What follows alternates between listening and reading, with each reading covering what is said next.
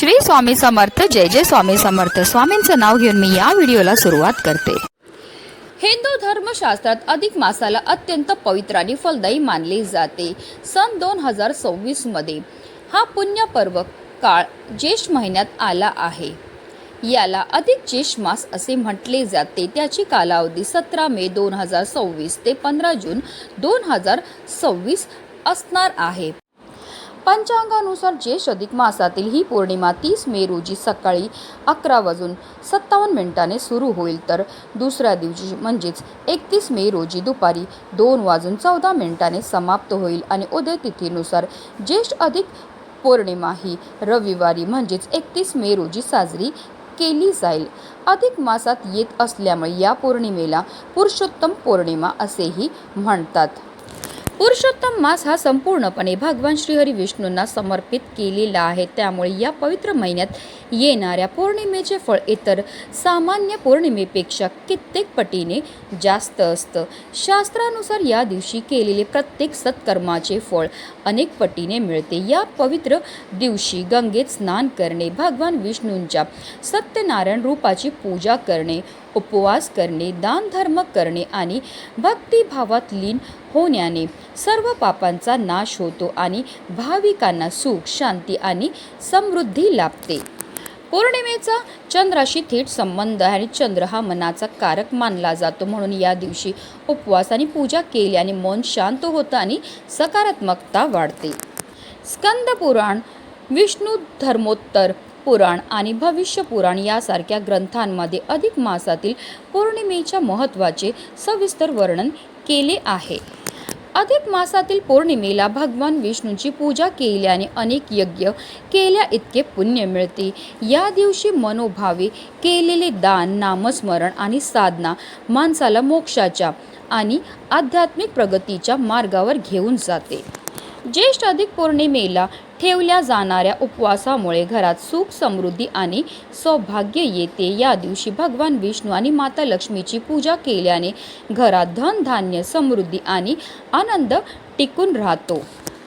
ज्या अविवाहित मुली हा उपवास मनापासून करतात त्यांना मनासारखा जीवनसाथी मिळतो, तर अविवाहित मुलांना गुणी आणि सुयोग्य पत्नी लाभते.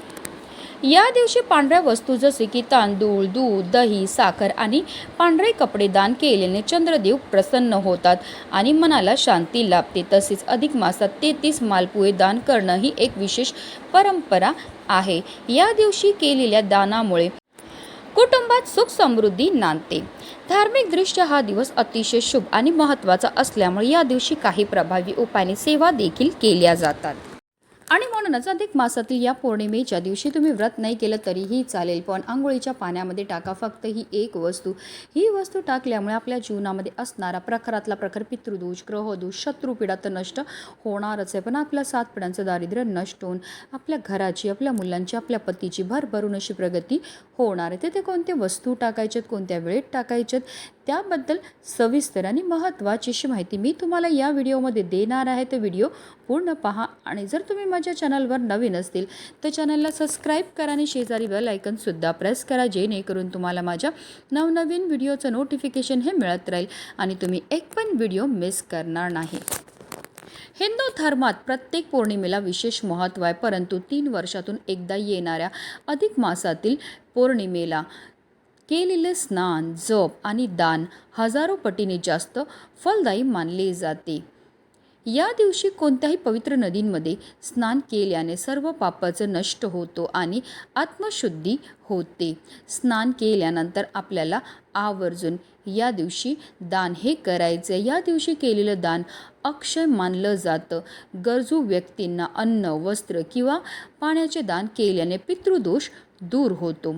पण हल्लीच्या धावपळीच्या जीवनामध्ये प्रत्येकालाच तीर्थक्षेत्री जाऊन स्नान करणं शक्य नसतं. म्हणूनच आपल्याला घरच्या घरी आंघोळीच्या पाण्यामध्ये या काही वस्तू टाकायच्यात आणि आपल्याला स्नानही करायची. ही स्नान केल्यामुळे आपल्याला तीर्थक्षेत्री स्नान केल्याचं पुण्य तर प्राप्त होणारच, पण आपल्याकडनं झालेल्या कळत नकळत पापांपासून सुद्धा आपल्याला मुक्तता हे मिळणार आहे. म्हणूनच आपल्याला काय करायचं, अधिक मासातील पौर्णिमेच्या दिवशी ब्रह्ममुहूर्तावर उठायचं. अंथरुणामध्येच आपल्याला श्रीहरी विष्णू आणि माता लक्ष्मीचं स्मरण करायचं आणि आपल्याला आंघोळीला पाणी हे काढायचं. आता आंघोळी करता तुम्ही थंड किंवा गरम कोणतंही पाणी घेऊ शकतात. या पाण्यामध्ये सगळ्यात पहिली वस्तू जी आपल्याला टाकायचं आहे ते म्हणजे गंगाजल. गंगाजल टाकून स्नान केल्यामुळे आपल्याला तीर्थक्षेत्री स्नान केल्याचं पुण्य तर प्राप्त होणारच आहे, पण आपल्याकडनं झालेल्या कळत नकळत पापांपासून सुद्धा आपल्याला मुक्तता हे मिळणार. आता तुमच्याकडे गंगाजल नसेल तर अगदी तुम्ही गोमूत्र टाकून स्नान केलं तरीही चालणार आहे.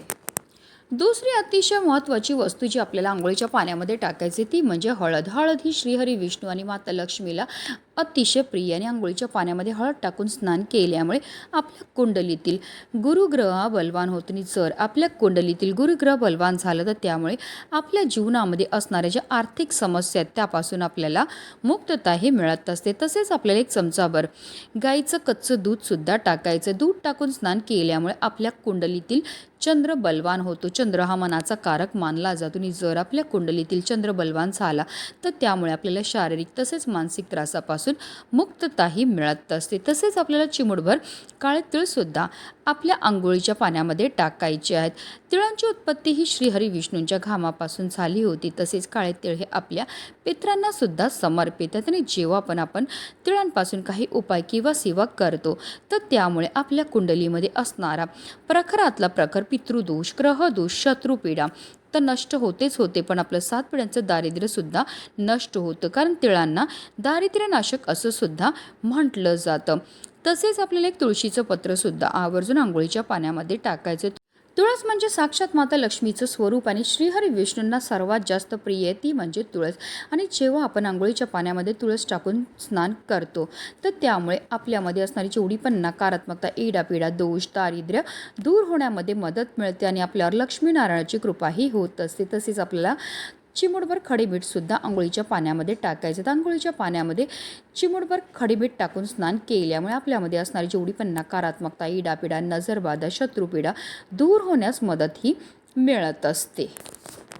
तर या सर्व वस्तू ज्या आहेत त्या आपल्याला आंघोळीच्या पाण्यामध्ये टाकायचे आणि आपल्याला स्नानही करायचे. पण बऱ्याचदा लोक चुकीच्या पद्धतीने स्नान करतात, त्यामुळे सुद्धा आपल्याला केलेल्या उपायाचं कोणतंही शुभ फळ प्राप्त होत नाही. म्हणून आपल्याला काय करायचं, सर्वप्रथम 1 मग पाणी आपल्या उजव्या खांद्यावर टाकायचं आहे, 1 मग पाणी आपल्या डाव्या खांद्यावर टाकायचं आणि त्यानंतर आपल्याला संपूर्ण स्नानही करायचे. पण पौर्णिमेच्या दिवशी आपल्याला केस हे धुवायचे नाहीत. स्नान करताना आपल्याला निरंतर या एका प्रभावी मंत्राचा जपसुद्धा करायचा आहे. गंगे च यमुने च गोदावरी सरस्वती नर्मदे सिंधू कावेरी जलस्मिंसनिधी कुरु हा स्नान मंत्र आहे. जेव्हा आपण आंघोळीच्या पाण्यामध्ये या वस्तू टाकतो त्याचबरोबर मंत्राचा जप करतो त्यामुळे आपल्या तनाबरोबर आपल्या मनाची सुद्धा शुद्धीही होत असते आणि पवित्र तनाने आणि पवित्र मनाने केलेल्या प्रत्येक कार्यामध्ये आपल्याला 100 पटीने पुण्यफळ हे प्राप्त होत असतं. की अगदी तुम्ही ओम नमो भगवते वासुदेवाय नमो या प्रभावी मंत्राचा जपसुद्धा करू शकतात. पौर्णिमेच्या दिवशी गंगा स्नानाला विशेष महत्त्व हे दिलं जातं. जर तुम्हाला शक्य असेल तर आवर्जून तीर्थक्षेत्री जाऊन स्नान करा आणि स्नान केल्यानंतर आपल्याला आपल्या यथाशक्तीप्रमाणे दान हे करायचं. आणि जर शक्य नसेल तर घरच्या घरी या सर्व वस्तू आपल्याला आंघोळीच्या पाण्यामध्ये टाकायचे आणि आपल्याला स्नानही करायचे. अतिशय प्रभावी असा हा उपाय केल्यामुळे आपल्या जीवनामध्ये असणारा प्रखरातला प्रखर पितृदोष, ग्रहदोष, शत्रुपीडा तर नष्ट होणारच आहे, पण आपल्या 7 पिढ्यांचं दारिद्र्य नष्ट होऊन आपल्या घराची, आपल्या मुलांची, आपल्या पतीची भरभरून अशी प्रगती होणार आहे. म्हणूनच व्हिडिओ जास्तीत जास्त लोकांपर्यंत शेअर करा, जेणेकरून प्रत्येकाच्या आयुष्याचं कल्याण हो हीच मनामध्ये इच्छा. श्री स्वामी समर्थ. जय जय स्वामी समर्थ.